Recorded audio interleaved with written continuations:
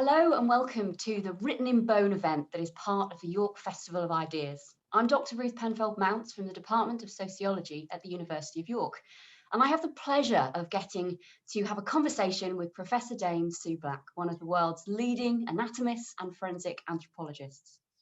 Sue has been the lead forensic anthropologist for a range of human remain investigations, ranging from the historic to war crime investigations and natural disasters.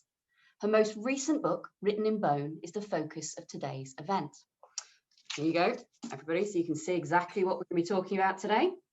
So Sue, welcome and thank you so much for joining us. Oh, it was such a pleasure. Thank you for asking me.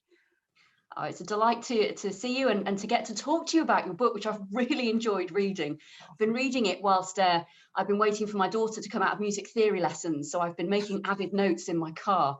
So before we start sort of delving into your book, I thought it would be really useful for our audience to get an understanding of exactly what forensic anthropology really is. So what is a forensic anthropologist and how is it sort of different from like a pathologist or a coroner?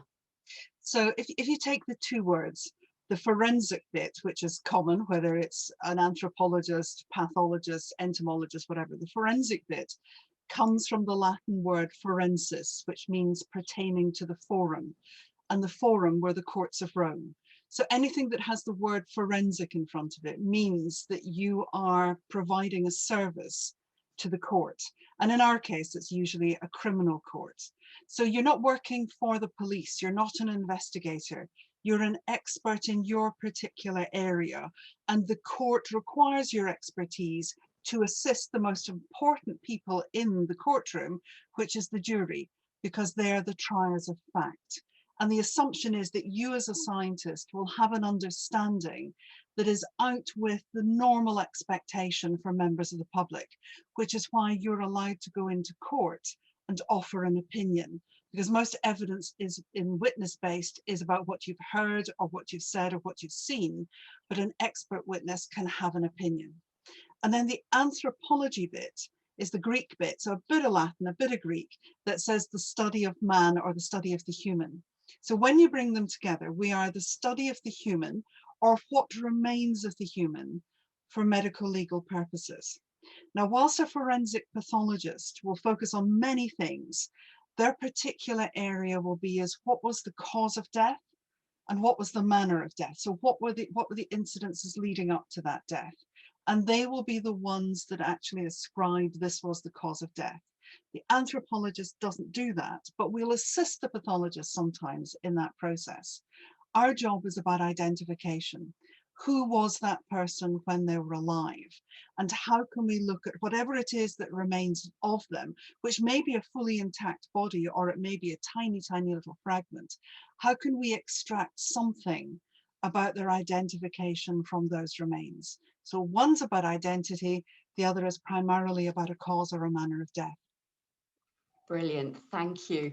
Because I think it's one of these things, you know, people might have signed up for today's event and they're like, oh, this sounds interesting, but I don't really know actually what a forensic anthropologist is.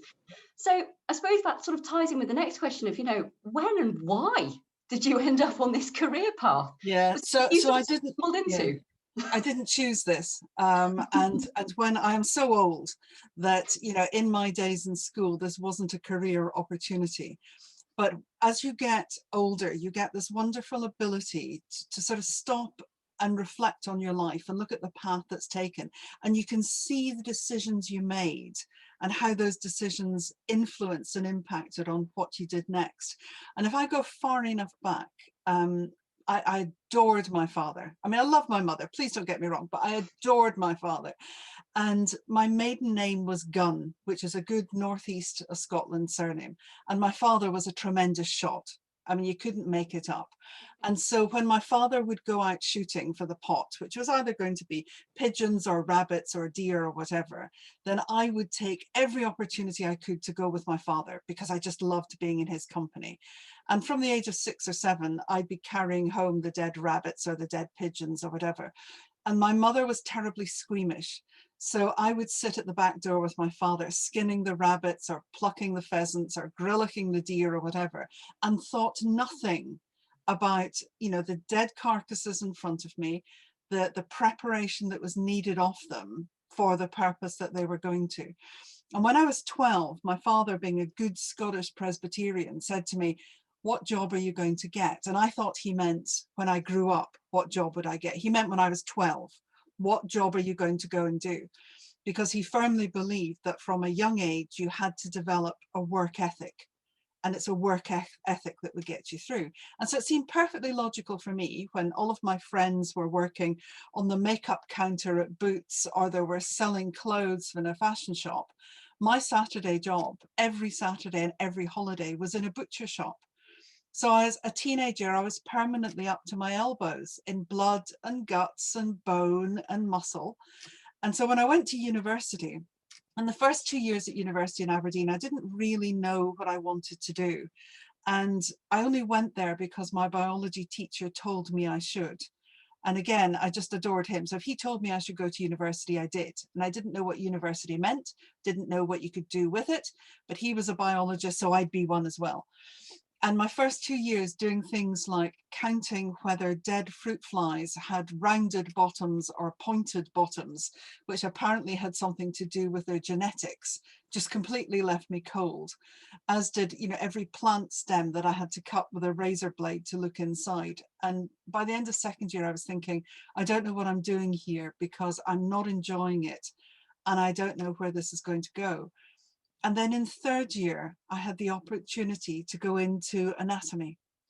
And in the anatomy department, which is really just like the butcher shop, but with a different animal, you had the opportunity to dissect the human from the top of the head to the bottom of the toes. And it took a full year to do that dissection. And that appealed to my sense of detail. So I'm very detail oriented, a vast sort of source of information that wasn't rapidly changing.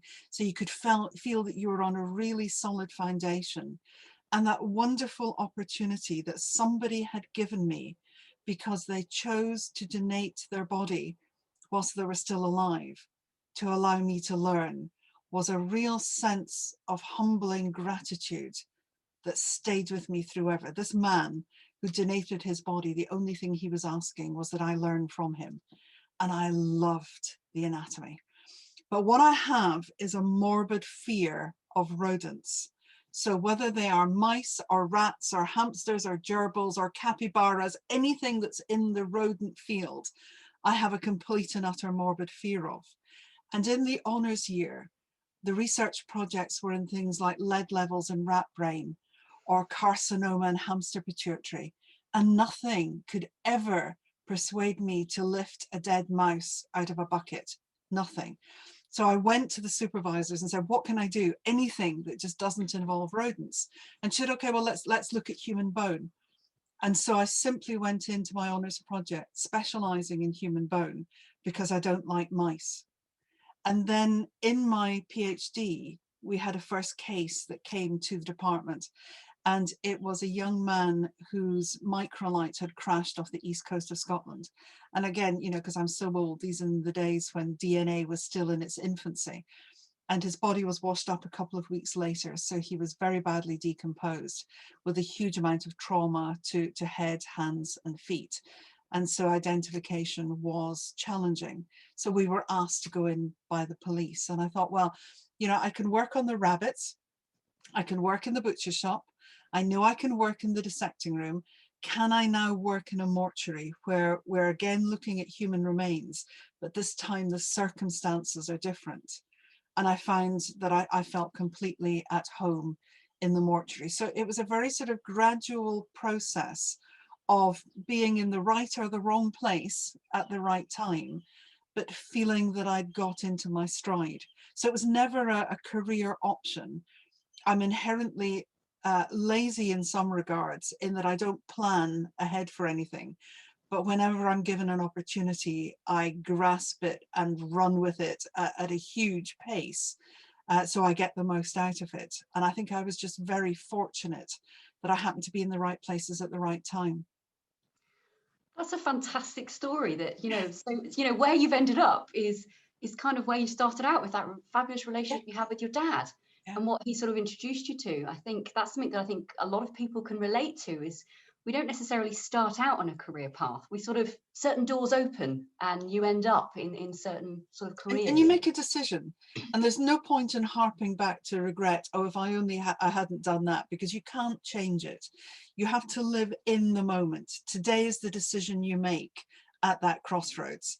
And then once you've made it, you can't go back because things have changed. You've got to move forward, and you've got to move forward with pace, and you've got to move forward with commitment until you get to the next signpost. And then maybe if you think you're on the wrong pathway, then you can shift in a different direction. So this is quite a big question, I suppose, but what do you think is actually the most challenging part about being a forensic anthropologist? I suspect in many ways it comes in different aspects. So it's quite challenging at times before you go into the case, because you really don't know what it is that you're going to be facing. Sometimes it might be a very simple case where it's a single body, and it's a house fire.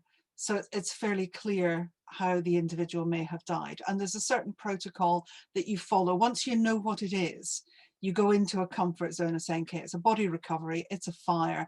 I know that I'm probably going to have to search for fingers and toes, because those are the bits that tend to become detached in a fire, because the last thing we want to do is to leave any part of the deceased behind. So once you know it's a mass fatality event and I'm going to be a part of a team, or it's going to be a very small team because it's a house fire, you get yourself into the mode of what it is that's required. And then you must work with that team. And often it will be a team that you've not worked with before. And, with the best will in the world, we don't always like everybody who's in a team that's foisted upon us. But you've got to get beyond that. And you've got to get beyond people's personalities. And you have to find ways to overcome the hurdles of your inadequacies and, often the difficulties of others as well. So that team dynamic becomes really important. But you know that you have to focus on the end point. And the end point is you've got to find the evidence. You've got to recover the evidence, you've got to analyze the evidence, and you've got to present the evidence. And if you can keep that in your mindset, everything else around you is almost a periphery of noise. And then if all goes well, or doesn't go well, you end up in the courtroom. And the courtroom is an alien environment for a scientist, because it is the lawyer's domain. It is their playground, it's their ball, it's their rules.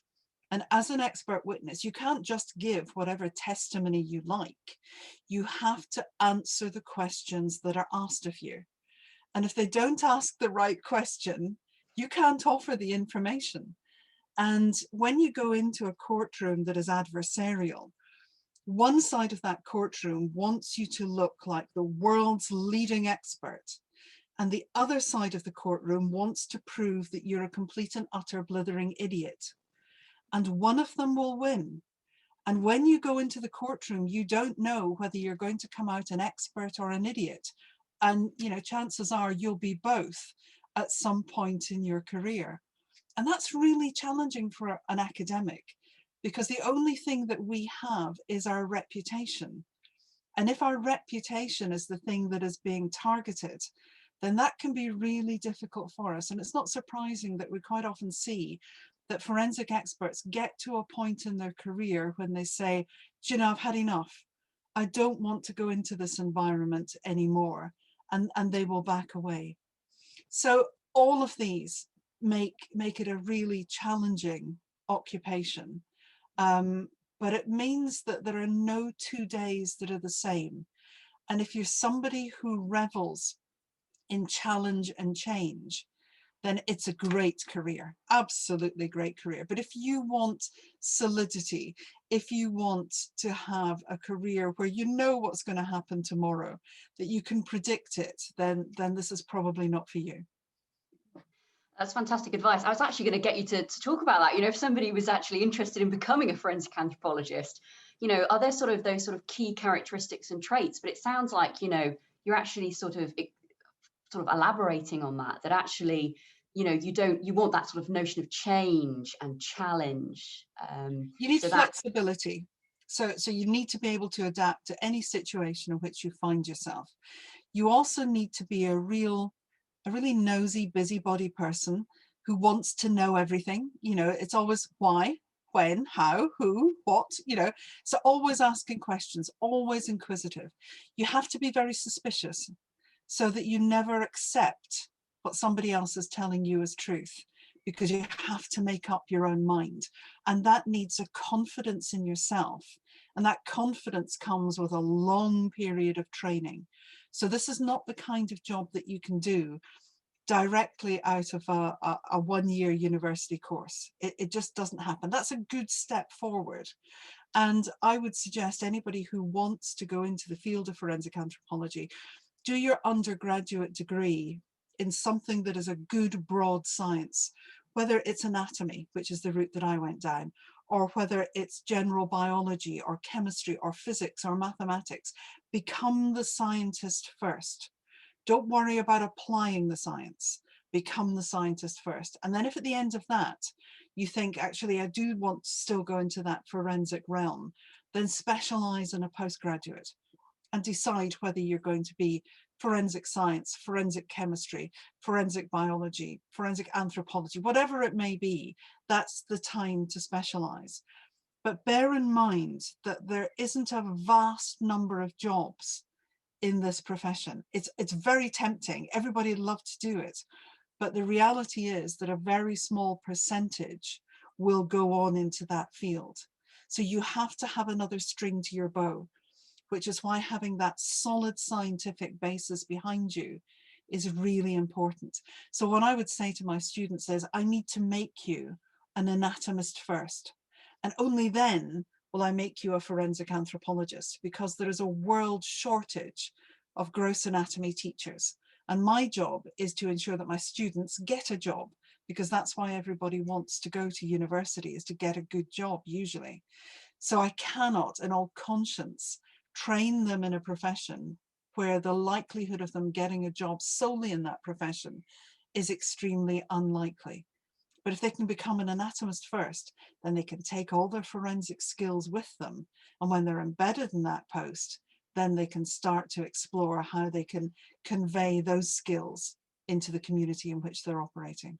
So I think you have to be a little bit clever about how you choose your university path. That also explains why, you know, in your book, you say that forensic anthropologists are a rare breed.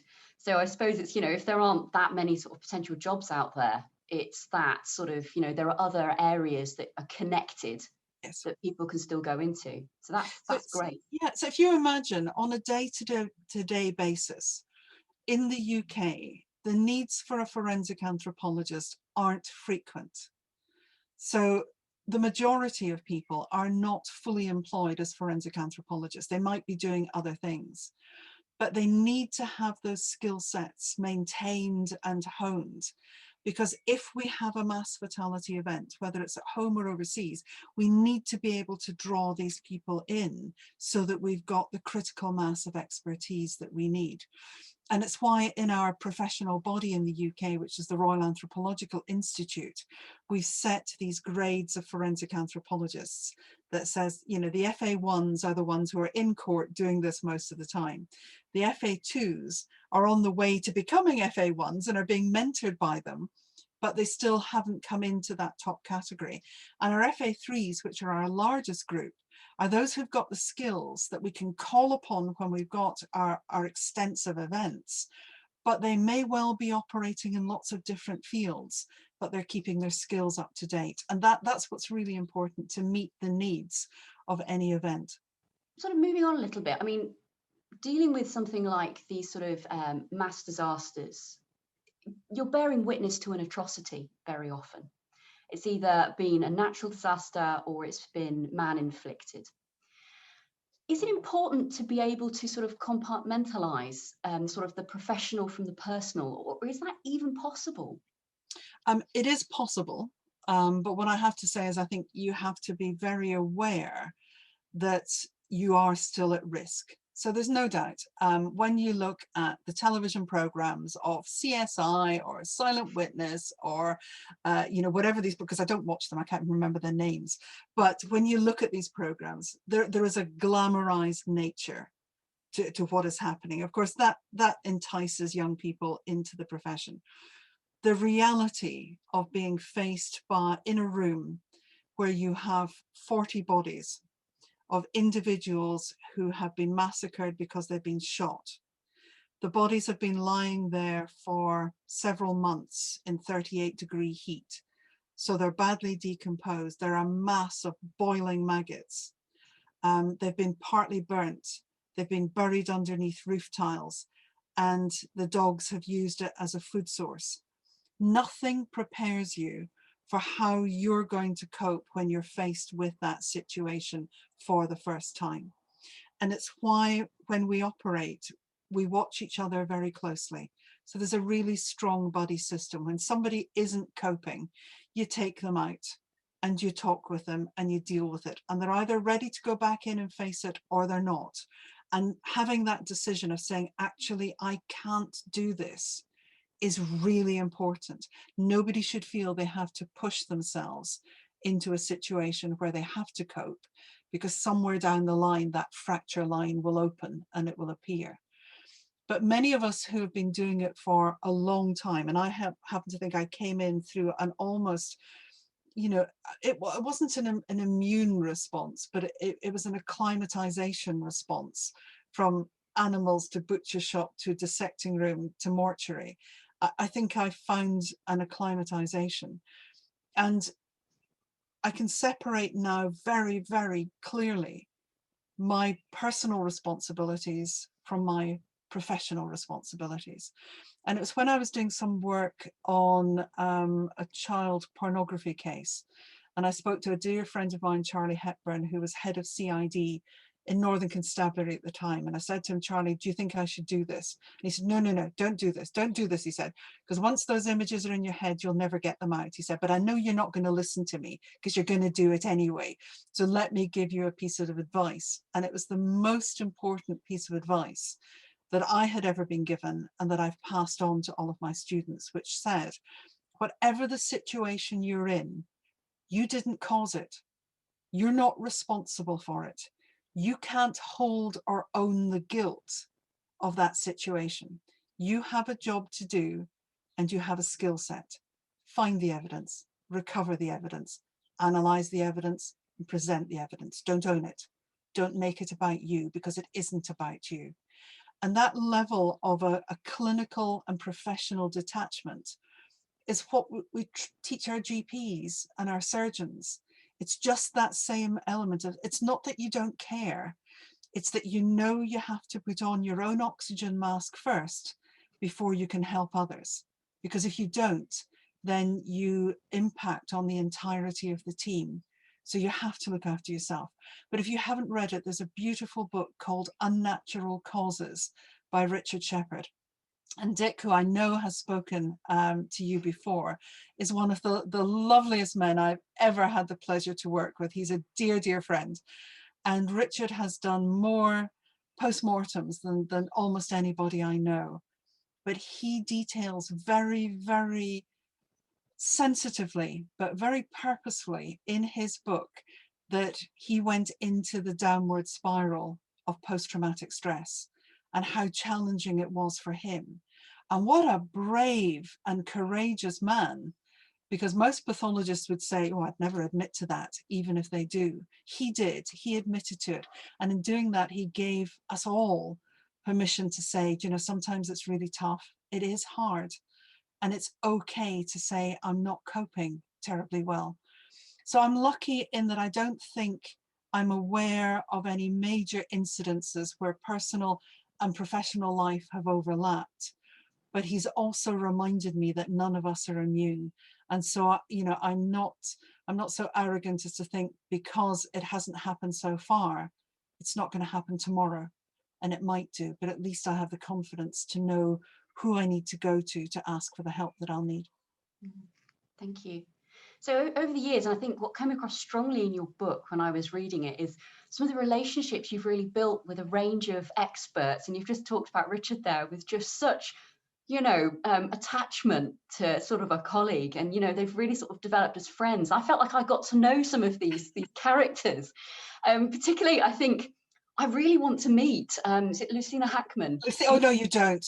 No? Dreadful woman. Oh, Oh, okay. absolutely dreadful woman. She has got the most expressive eyebrows of anybody I have ever met. Lucina and I have worked together for decades.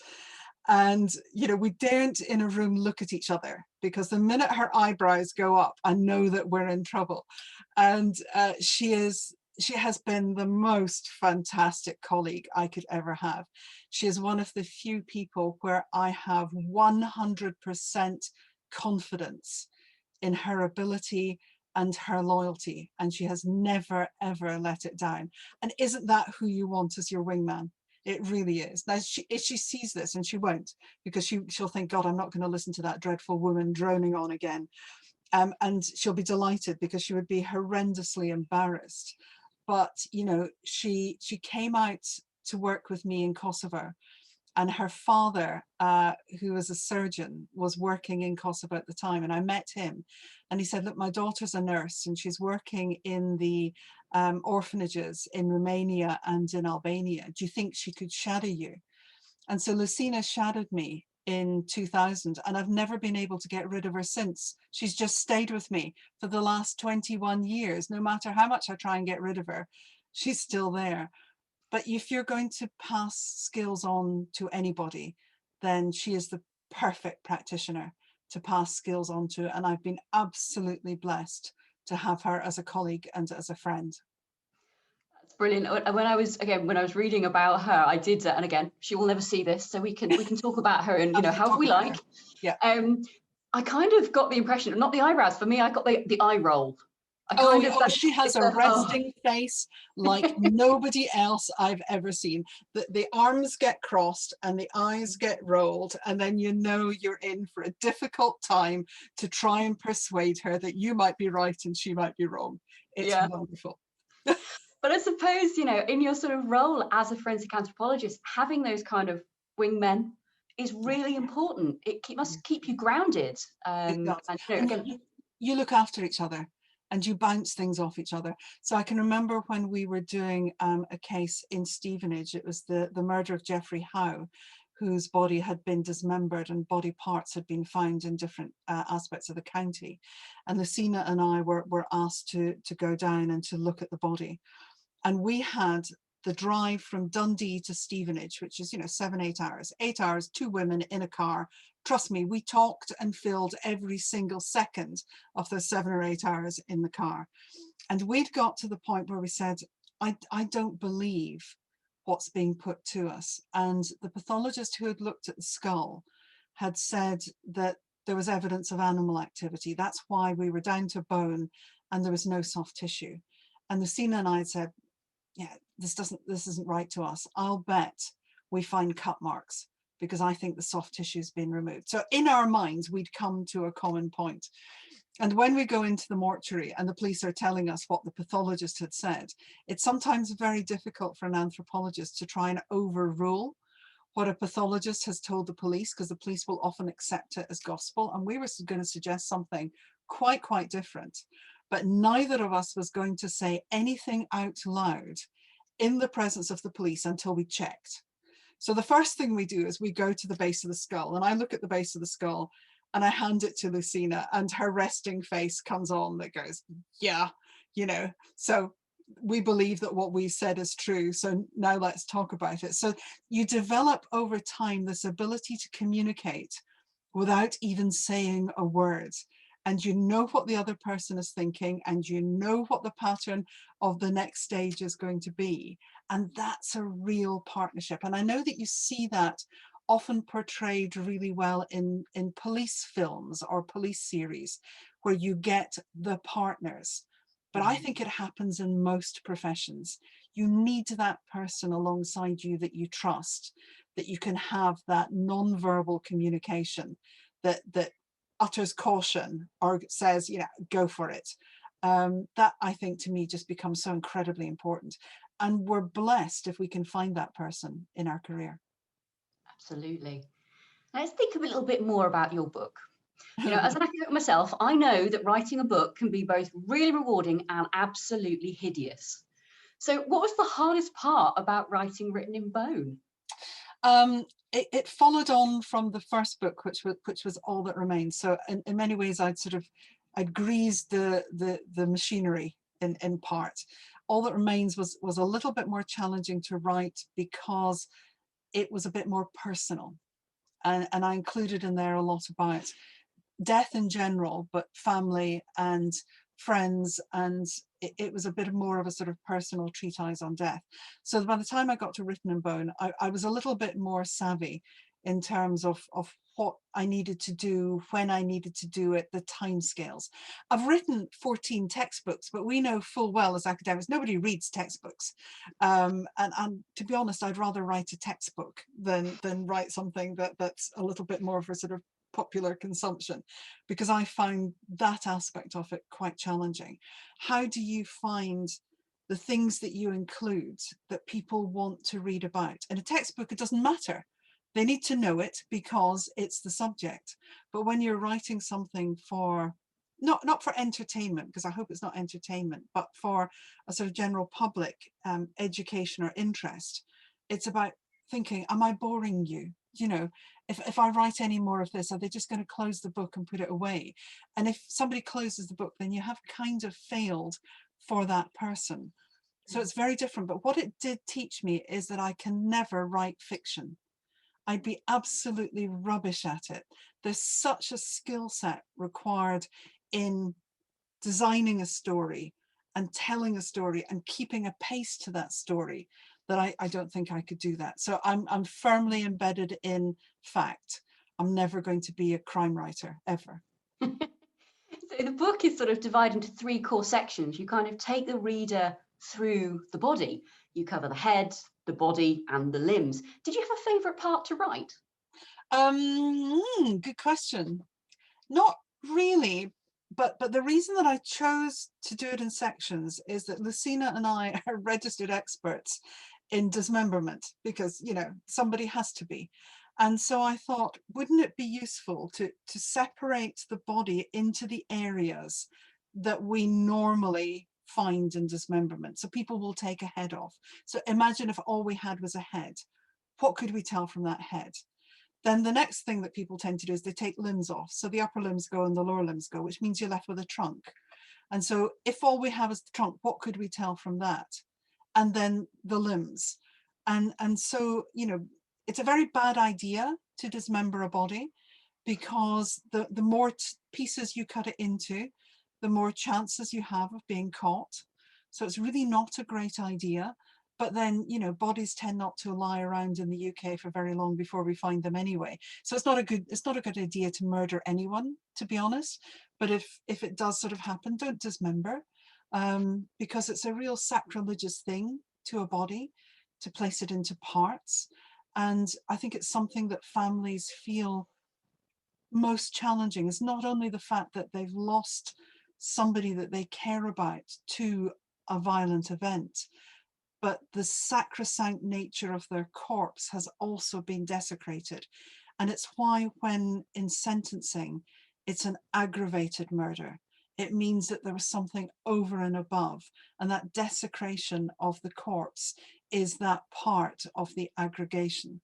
And so I thought, you know, putting the body into those parts reflects what we have to do when we're given that unfortunate situation. Now, I wouldn't want anyone to think that dismemberment in the UK is something that is frequent. It isn't.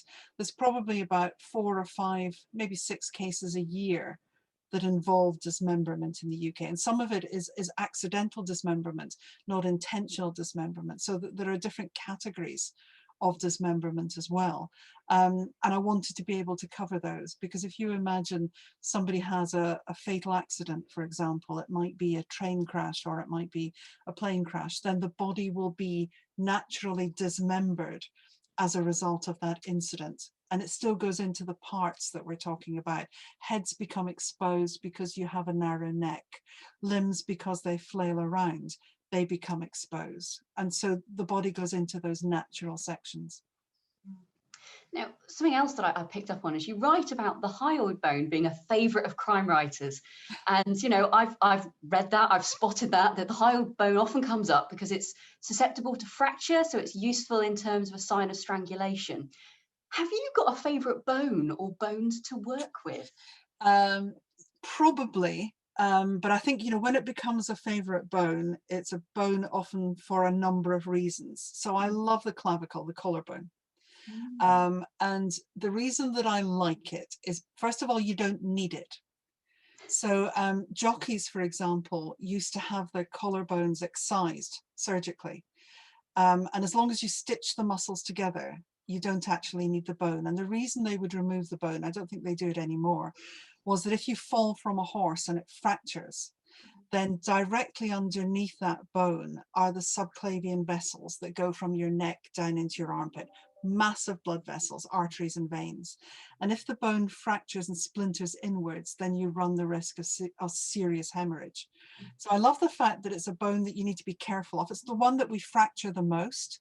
So that's worrying. You fracture it the most. It can lead to death, but you can actually remove it if you don't, if you want to get rid of it. But it's also the bone that's one of the first to form in the fetus. So within just a matter of weeks, little bone cells have started to form in that fetus, even long before mum knows that she's pregnant.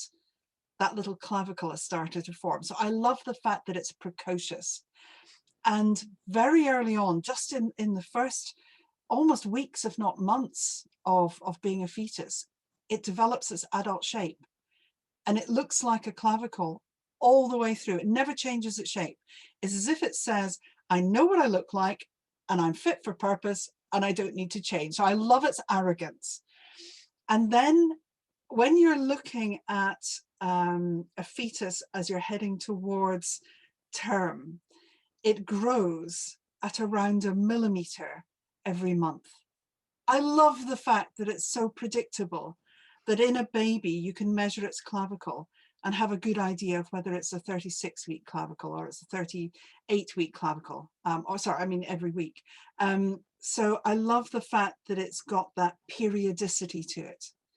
And then it's got the absolute impudence to be the last bone to stop growing.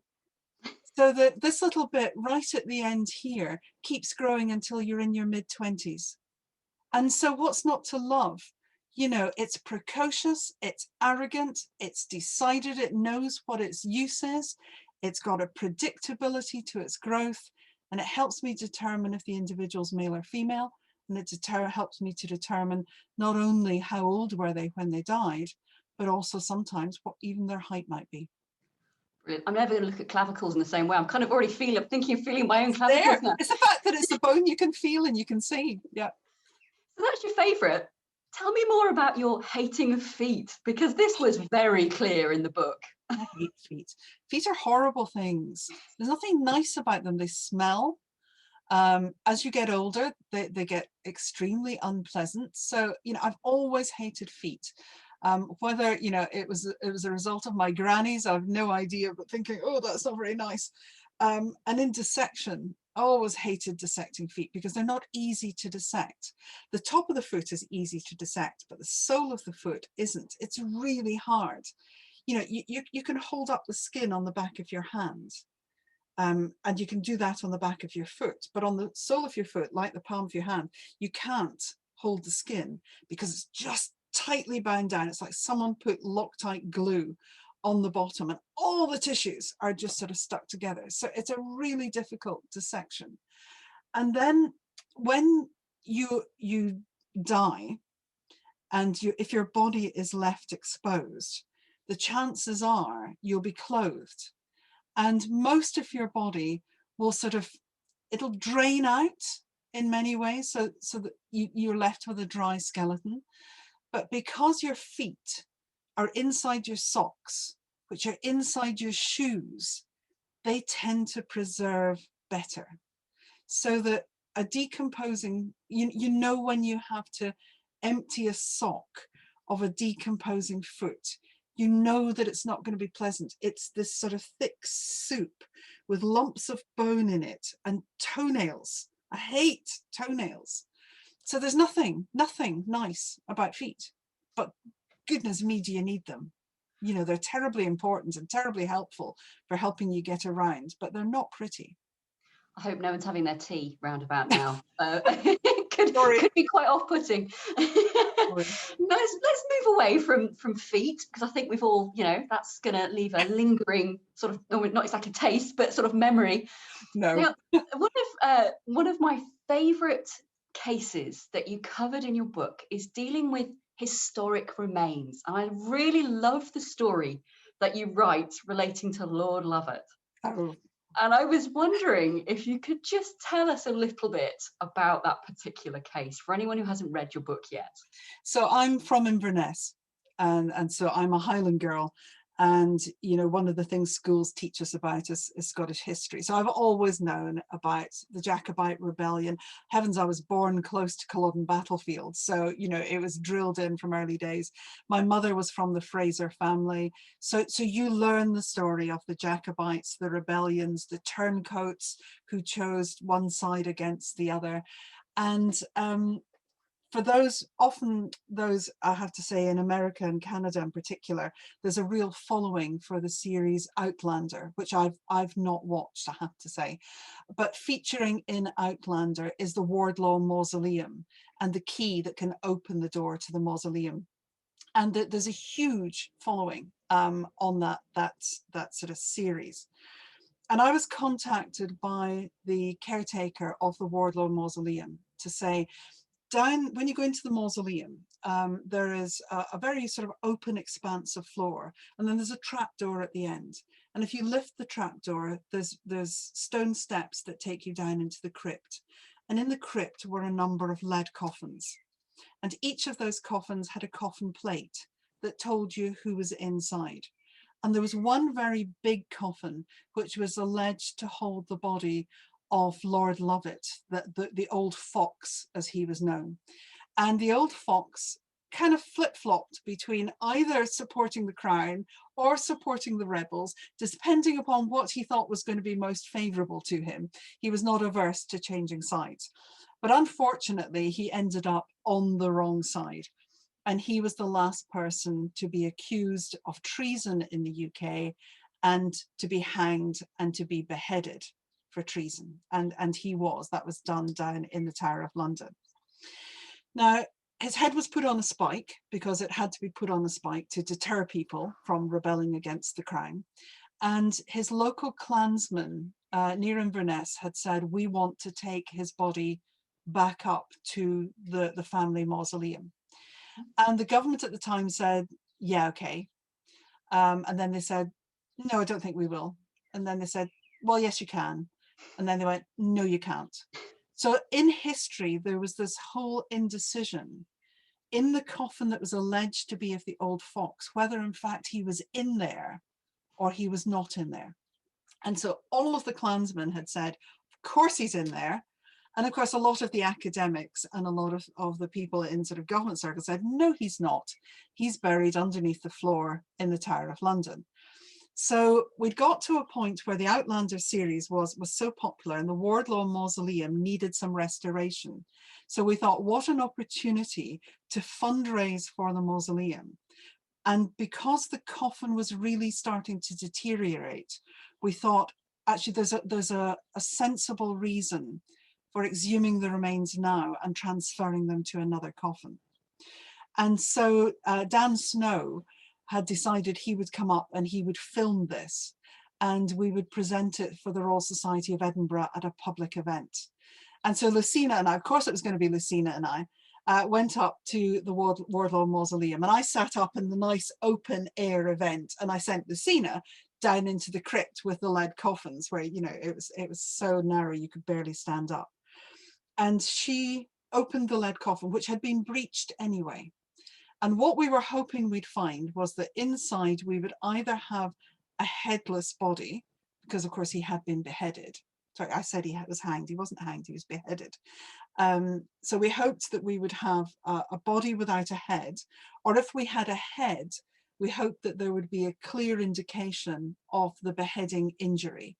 and then we could confirm that it was him.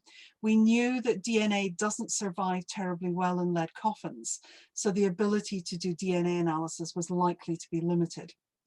And so we did our usual thing, Lucina and I. We talked to nobody else in the room. As things were coming out, I was looking and going, don't like that. And Lucina was coming up and going, I thought you'd like to see this, you know, and so we would both know what it meant and nobody else. And the first bone that came up was a sacrum, which is the one at the base of your spine. And Dan happened to be standing beside me and he went, so tell me about this bone. I said, it's a sacrum. It's from a male, because we can tell that by the shape, and we can tell it's from an elderly male. And of course, the old fox was in his 80s when he died. And that was enough for Dan. He said, so we found it. So it's him, isn't it? And I thought, well, you know, one bone does not the entirety of a skeleton make. And Dan went off and did some filming, I think, up at Culloden Battlefield. And so when he came back, we'd taken everything out of the coffin and we'd laid it out. And we told Dan, because we had to film our outcome, but we didn't tell anybody else. And so we did a public event in Inverness, and it was the largest event the Royal Society of Edinburgh had ever had, because we were beaming it literally around the world as well. And so when we spoke to the press beforehand, they said, there's no way you'd have put this on if it's not him. It's got to be him, because you wouldn't do this. And that's just such a challenge, isn't it? Yeah. And so the curator of the museum of the Wardlaw Mausoleum, he stood up and talked. Lady Fraser stood up and talked. Lucina stood up and talked about the whole excavation process. And then I got up to do the reveal. And we asked around the room, how many of you in here believe that the old fox is in the coffin? And I would say 99% of the people in the room put their hand up, and about 1% didn't, which of course someone in the room was going to be right. And I'd said to them, well, if Lord Lovett was a 28-year-old woman, then we found him. And you could, I mean, the audible gasp around the room was incredible. So whoever was in the coffin, it definitely wasn't Lord Lovett. So I suspect he is still underneath the floor in the Tower of London. But they had created the coffin for him. So what you had was an empty coffin. Why put it to waste? And so I suspect at some point or another, somebody had put the body of this female, presumably a family member, in there. But the coffin had been breached. And I suspect at some point someone had looked in, had seen her skull, and had taken it away. Either because it shouldn't have been there if it was Lord Lovett, or maybe they thought it was Lord Lovett and they took it as a trophy. We'll never know. But her skull wasn't there. But what we also found were parts of other people. And that's because in a graveyard, you do tidy up time. Every time you dig a hole, bits of bone come out. And if you happen to have an open coffin, you can pop them in. And so we had multiple bits of people in this coffin, but one individual laid out without her skull, which was clearly not Lord Lovett. So Dan Snow was a bit disappointed, but what a fantastic... He was horrified. He was so cross, said he'd never work with me again. How dare I? That's fantastic. Thank you so much. That was definitely, I think, my favourite story, because it was that big build-up, and then it was like, it was brilliant. So thank you. Then who is she? You know, isn't that what becomes interesting? And the old fox would have loved the notoriety of it, because it said that he, you know, the apocryphal tale is that he was responsible for the saying laughing your head off, because the scaffolding where people were sitting collapsed whilst he was being taken to the gallows. And he thought it was incredibly funny, so he laughed, and then of course his head came off in terms of the beheading. So I think the old fox would probably have been sitting wherever he is now, having a good old giggle, thinking he still had one over all of us. Brilliant. Now, through your expertise, you've gained considerable visibility because of being the sort of lead forensic anthropologist in a whole range of cases. And then back in 2016, you made the Queen's Birthday Honours List. Yeah. And as a result, you've gathered this extra title in front of your name, now Professor Dame. Can I ask, how does it feel to be a Dame Commander of the Order of the British Empire for your services to forensic anthropology? Was it a surprise? Yes. So I've since then added another title, because I've just entered the House of Lords. So I've now got the Baroness title as well. So it's ridiculous. And anyone who knows me knows that titles are not things that matter to me at all. The recognition is lovely, it really is. And somebody asked me at one point, and this, can I say this got me so many brownie points. Somebody asked me, what's your favorite title? And I said, well, that's really easy. It's Mrs., because it's the only one I chose. All the others were given to me. And you know, if my father was alive, I could hear my father saying, a dame, that's what you get in a pantomime, you know. And I could never use the dame title without thinking of Christopher Biggins in stripy tights and melons down his front, you know. And the Baroness is things, you know, Baron Hardup is also in pantomime. So I can't take titles terribly seriously. But you know, you enter into something like the House of Lords and you feel the weight of heritage. It's an incredible place, it really is. And to be a part of that, I mean, I am, you know, and have taken willingly the oath to the Queen, because I do believe in the unity of our islands, and I do believe in our sovereign. If I didn't, then I wouldn't have either accepted the offers or accepted the titles. But I know it's not everybody's choice, but it is mine. And I had the great pleasure of meeting both the Queen and sadly the late Duke of Edinburgh when they came and opened our laboratory in Dundee. And you know, we were going to talk to them about dismemberment and child abuse and all sorts of challenging things. And their aides said to us, you know, they've been busy. Yeah, they're in their 90s. They probably won't stay for the full hour. Don't be offended if the Duke of Edinburgh walks to the door, because that's his signal to Her Majesty that he's had enough, he wants to go. And they stayed for the full hour and they were totally engrossed in, why do you do this science? You know, what is it? What's the difference that you make? They were hugely interested. And apparently, you know, if the Queen holds her handbag behind her back, it means that she's very interested. And we were watching, she never once brought her handbag round to the front. So that was a clear clue for us that they enjoyed their day. And certainly when I went to the palace to accept the damehood, then that was one of the things she stepped forward to say, what a lovely day she's had in Dundee. She said, it was very challenging, the subjects you were talking about, but so enlightening. And so I was just hugely impressed and won over. That's fantastic. Now I've got one last question for you, Sue, and I have spent ages trying to think of a question that you have never been asked before in an interview like this. Okay, so I want you to take your time and really consider this because it's challenging. I'm so scared now. Sue Black, what's your favorite color and why? Blue, because it goes with red hair. Fantastic. Thank you so much for your time. It's been a fascinating conversation, and thank you for answering all the questions that I've sort of put to you over the last sort of hour. For anyone who's watching, please note that the recording of this event will be available on the festival YouTube channel, which can be accessed from the Watch Again section of the festival website. If you'd like to purchase a copy of Sue's book, copies of Written in Bone will be available from our partner bookseller, Fox Lane Books. For more information on book sales, please see our website or head direct to foxlanebooks.co.uk/festival-of-ideas. Thank you.